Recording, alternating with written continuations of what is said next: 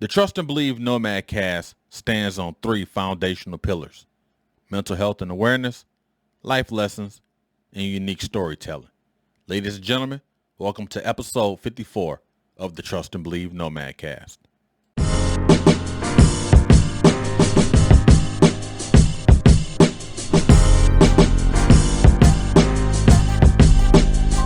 Welcome back, everybody, to the Trust and Believe Nomad Cast. Before we get started with anything, we must take care of some housekeeping efforts. Directly below, the Trust and Believe Nomad Cast.buzzsprout.com is your one-stop shop for all of your audio, video, and social media needs as it relates to the Nomad Cast. For the audio folks, you can listen to the Nomad Cast via the website, or if you have an Apple, Spotify, Google, to name a few, you can listen to the Nomad Cast as well. All your favorite podcast platforms, you can find the Nomad Cast. For social media, I am on Instagram. Go ahead and follow me and send a like. For YouTube, if you like what you hear, like what you see, go ahead and click that subscribe button now. Click that bell icon now. Now you'll be notified of subsequent Nomad Cast episodes, and you can also binge watch the episodes as well. Thank you for hanging out with me today. And also, lastly, I am on TikTok as well. Thank you guys for tuning in today. Appreciate it here on the 6th of January. For my open remarks, I'm going to keep it kind of short, right? Because I want to get into my gym shoe story on the Thursday. So we know 6th January. Last year this time, there was the quote-unquote insurrection, right? People, invaded the Capitol and, all these buildings and just tore everything up. People lost their lives. People, had limbs injured. People, forced to retire. I mean, all sorts of negative stuff. And the only thing I want to say about it, anytime you protest, it should be done in a peaceful way, but it also should be an end state. What is the end goal? What am I trying to get after? What are we trying to get after? People that riot, what are we trying to get after? Burning the buildings down and all that will not help a situation. Attacking the White House, well, they ain't attacked the White House, but attacking the Capitol building and all these other places gets you nowhere but in jail and or in trouble. And now you're earmarked for life. You probably can't never get a job again. When you protest things, the whole reason for a protest is for the unheard to be heard. But it has to be done in a positive way.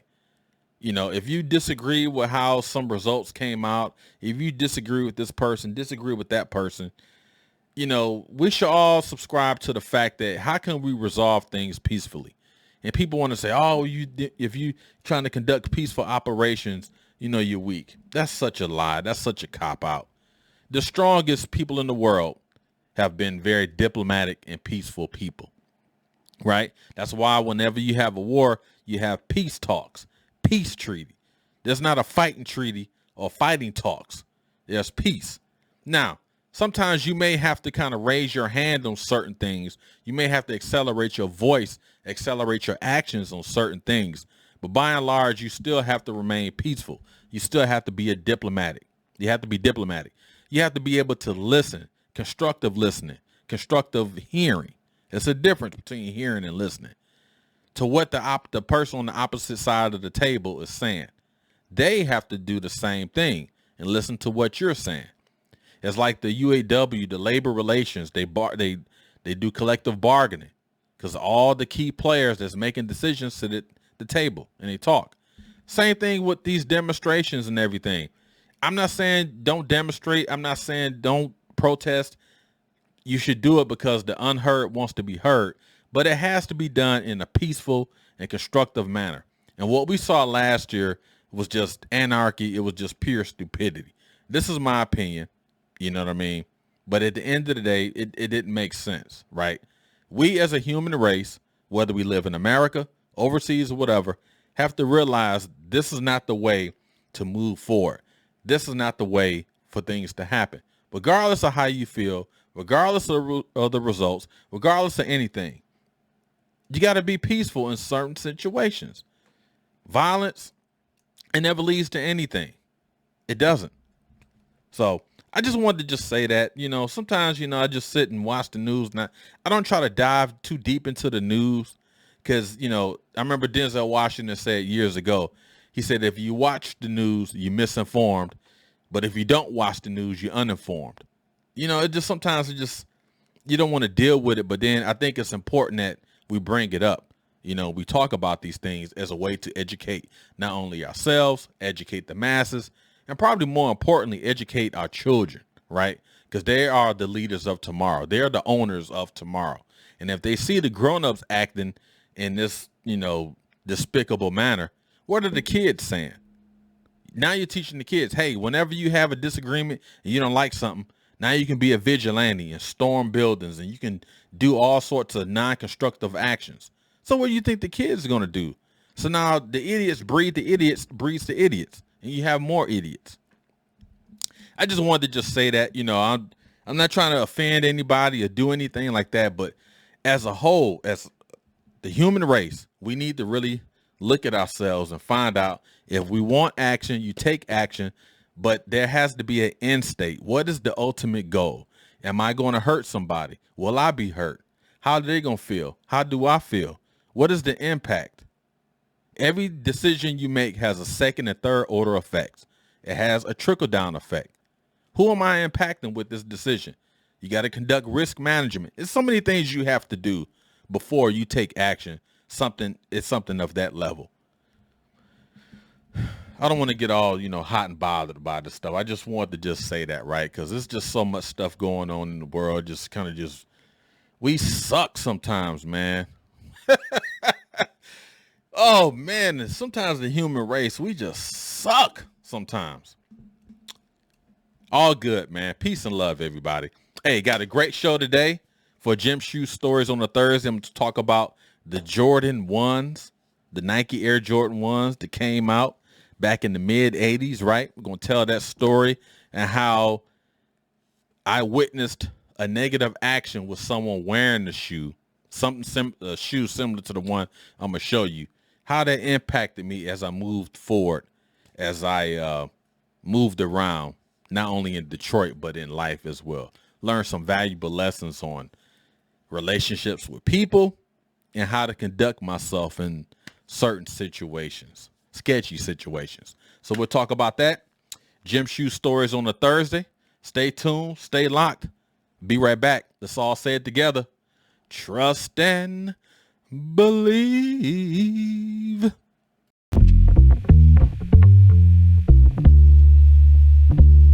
Everybody, welcome back. Welcome back. We are talking about Gym Shoe Stories. Gym Shoe Stories on a Thursday. And I changed the title from Sneaker Stories to Gym Shoe Stories.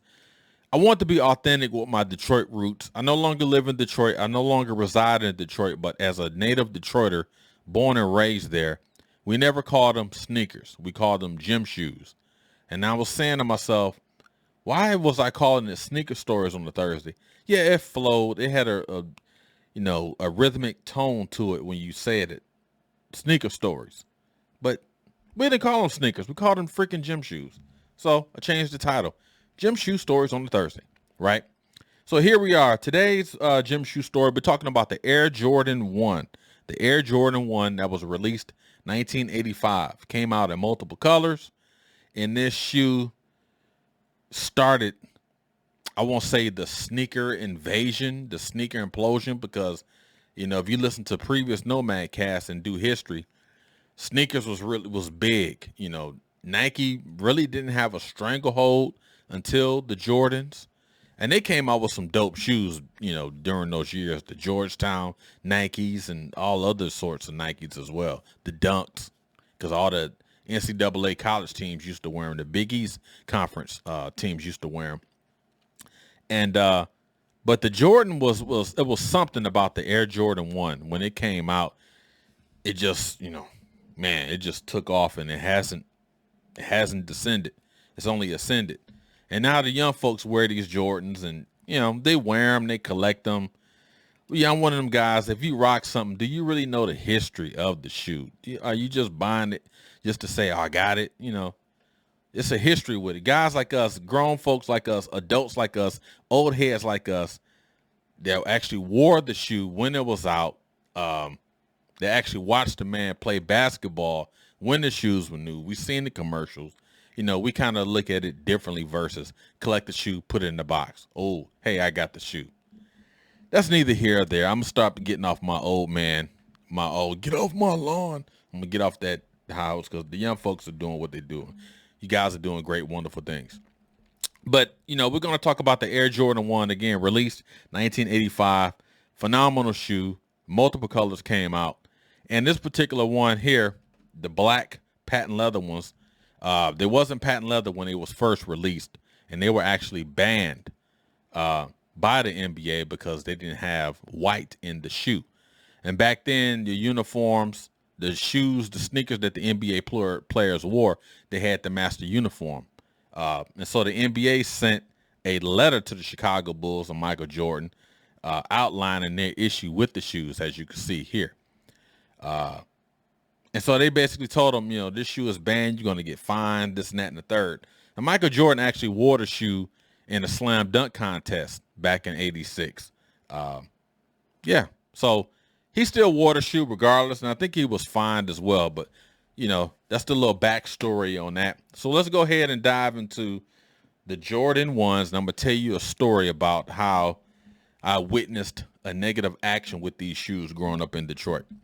All right, so as you can see, look close to the camera, size 10, the Nike box. Love when they try to retro some of these old school Nike boxes. You see all my fingerprints on them, right? So go ahead and unveil the Jordan 1 patent leather. Again, as I always say, it's a phenomenal shoe. Now, one thing about these new era cats, right? Before I even talk about the shoe, you see how they put these little things in here, these little shoe deals, whatever. Ladies and gentlemen, the best way, the old school way of preventing any creases, any cracks in the toe box is to go old school, ball you up a sock that you don't wear no more, preferably clean, and put it inside the toe box. That's what we used to do back in the day. You put that joker in there and it will smooth it out. You will not get any creases. But all these new school cats, they get all these new school ways of doing them. I'm sorry, when it comes to gym shoes, I am stuck in my old ways because it worked and still work to this day. But nonetheless, as you can see, these come with the black shoestrings. They have the word family engraved in it, stitched in it, I guess you could say, not so much engraved. Phenomenal shoe. The Air Jordan 1. I pulled the other one out as well. And I'm going to get to the story about these shoes. Just want to kind of just have some fun with it. And then it actually comes with some red shoestrings as well. And it comes with a Jordan. If I can find it. This one I need a prop here. Comes with the Jordan logo, right? And as you can see, patent leather. It's a phenomenal shoe. I always say this. Now, I haven't worn this shoe.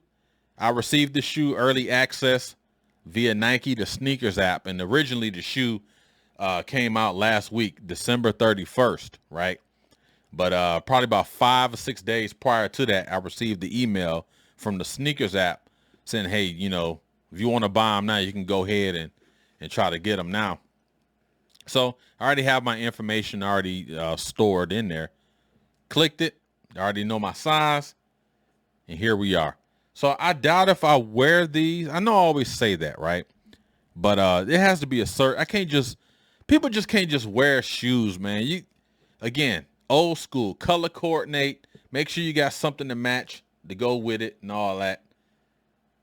But these are dope, man. These are paper got in my way. These are freaking dope. Right? Now, these new school cats, they call these the Jordan 1, the breads and all that.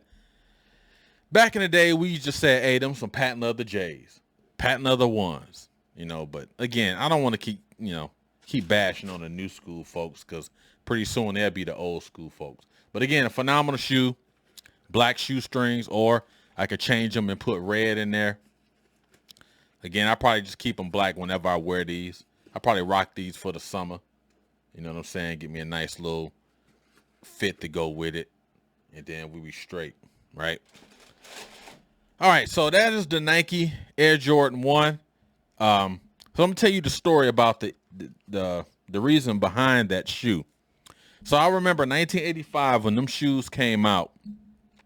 There was a guy, and I'm gonna leave the names out. I named the school, but I'll leave the names out. I was going to St. Bridget back in Detroit, right? St. Bridget, the school is there, but the name no longer St. Bridget. I don't know what it is now. But I remember we was on the playground one day. You know, we used to play, like all the kids, you do the whole recess thing and all that. And I remember it was some neighborhood guys that lived around in that area. And they used to come up to St. Bridget, poking fun, because it was a Catholic school, private school, messing with people. They would come from Noble, which was the public school, which I ended up going to once I left St. Bridget. But it was the public school right across the freeway. Because if you know Detroit in the neighborhood, it had St. Bridget here, but if you cross I-96, there was a middle school on the other side, Noble Middle School. I went there for the 6th, 7th, and 8th grade. But nonetheless, these guys used to come over all the time and just mess with us, pick on us, punch us, do all this other stuff. So one of my friends actually had a pair of, they wasn't patent leather at the time, they were just regular material, black and red Jordans.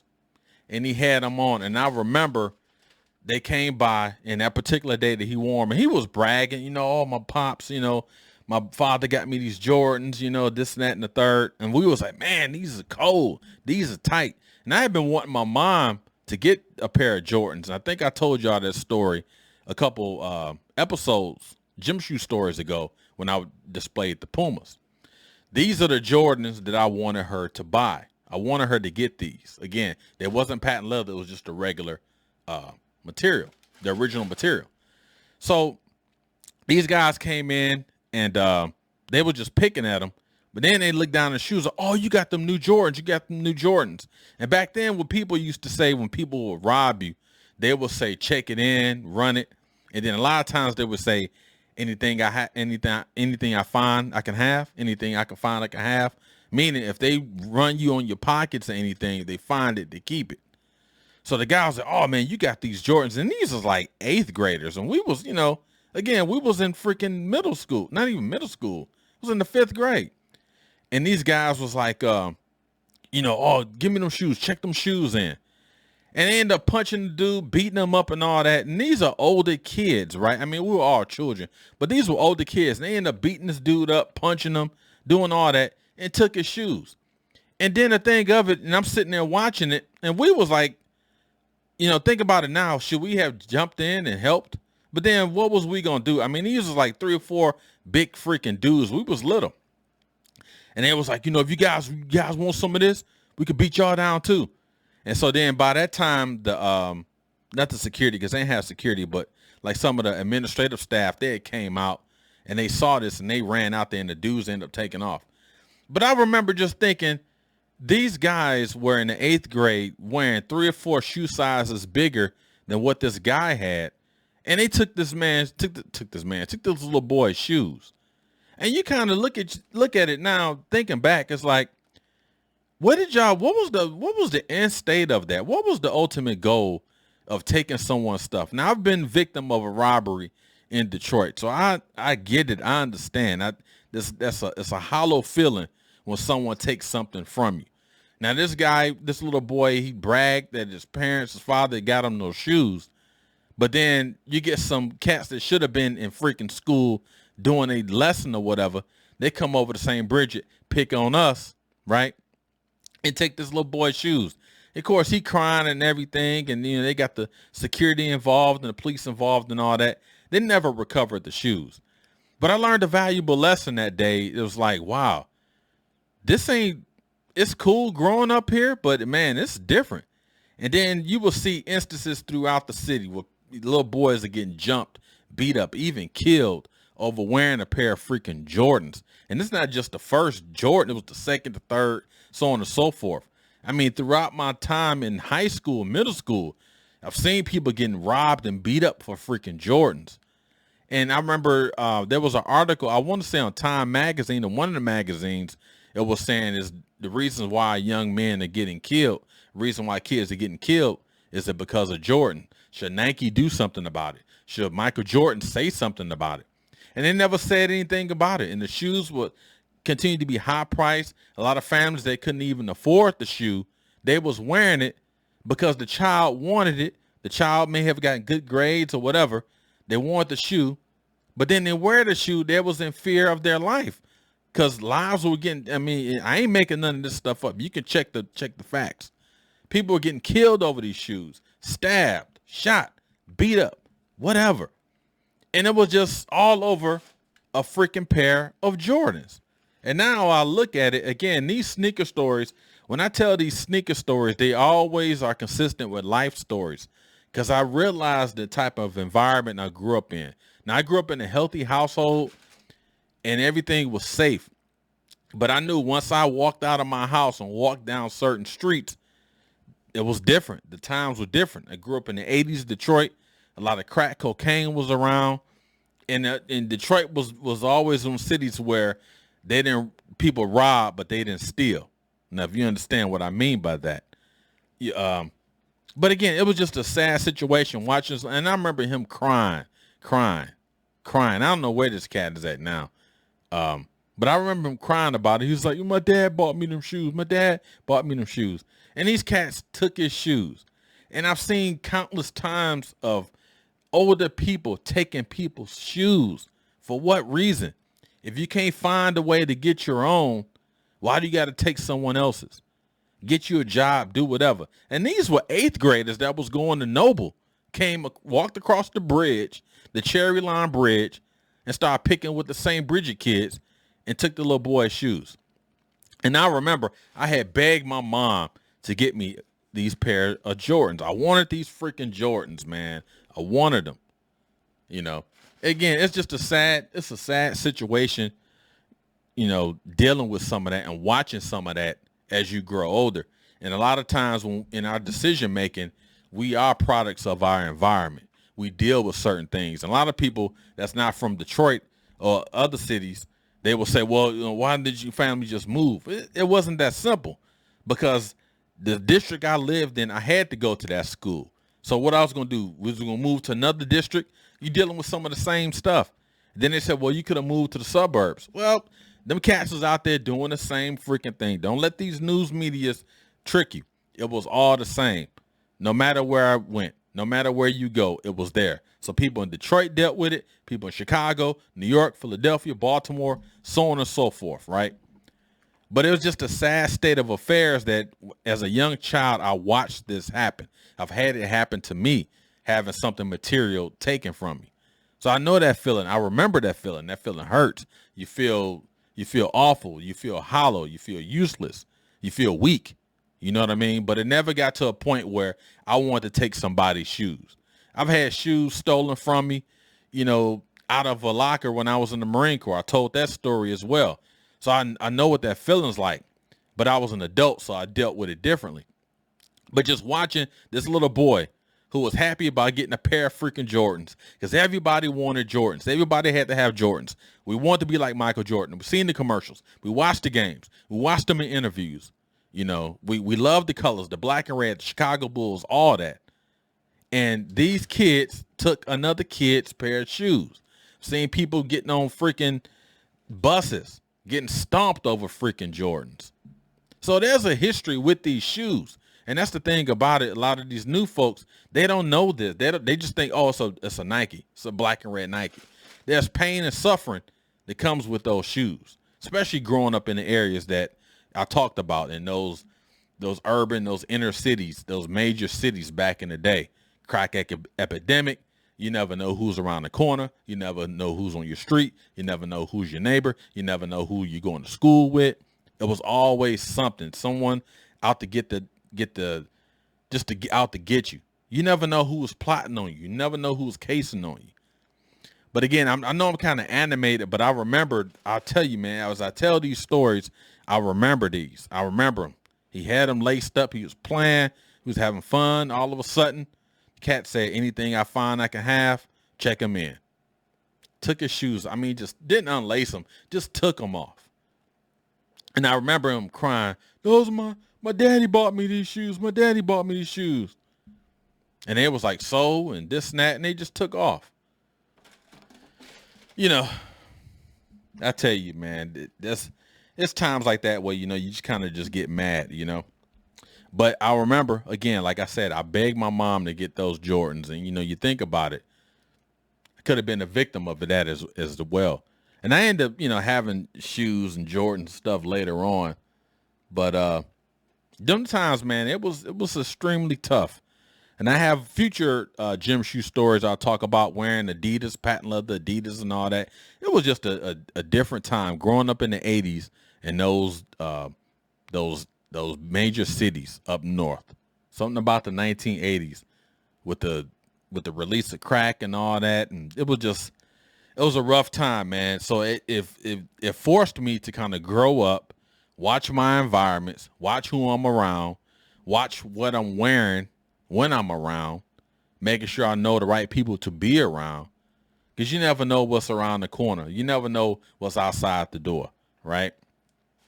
And the life lessons I learned watching a little boy, you know, we was the same age, but watching some cats take a pair of his Jordans, you know what I mean? It was just something. Again, if you're not from there, you don't really understand what I'm saying.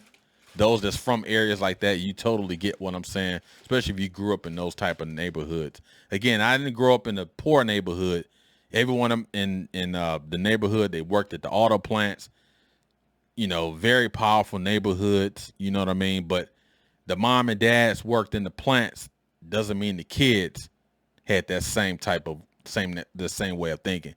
Because the drugs that came in and people start selling drugs, and now you got guys with these big dookie chains on and the 4-finger rings and all that. So life happened very fast, and I'm thankful I grew up in that environment and not naive to the fact that I don't think humans can do this to each other. So it kind of forced me. It made me grow up. But one thing I'm thankful that my children didn't have to grow up with that. My children didn't have to see that. And so when I tell these stories and they hear these stories, it's like, wow, that really happened. I'm like, yeah, it's real. This stuff really happened to people. All right, so that concludes Gym Shoe Stories on the Thursday. Just wanted, you know, the main takeaways was I'm thankful that my mom didn't buy me these shoes at this time, because they was robbing and stealing. They was robbing. Folks were getting hurt over these freaking Jordans. And now we get them, we celebrate them, and I do. But again, I never buy a shoe. It's always especially if it's a old school shoe that's been retroed or whatnot. I always find it's always a story that goes along with the shoe, because when I see this shoe, I think back to 1985. I think of the Jordan commercials. I think of everything that we saw Michael Jordan do. But more importantly, I think about the little boy that I saw getting beat up and robbed over these shoes in 1985, witnessing that 4 or 5, you know, older kids coming to elementary school to beat up on them to take shoes, and they couldn't even fit the shoes. So when we talk about sneaker collecting, we talk about that. This is the reason why I tell gym shoe stories on the Thursday, is because these shoes actually have a history. They actually have a story. If you grew up in the Detroits and some of those inner cities or the big cities, especially during the 80s, you understand exactly what I'm talking about, right? It's more than a shoe to us. It's a history lesson, all right? So I appreciate you guys tuning in today. I want you guys to have a safe weekend. Be safe out there. Take care of yourself and others. Say yes to yourself and enjoy the new year. This is a brand new year, y'all. All that 2021, all that 2020, if you were negative, get positive, right? Do the things you need to do to be successful and be great. Continue to be great. If you went to the gym saying you're going to work out, you're going to lose weight, but you kind of fell off track a little bit, hey, you still got 300 some days to get yourself together, right? Set yourself up for success. Set yourself up for success, and you will be a success.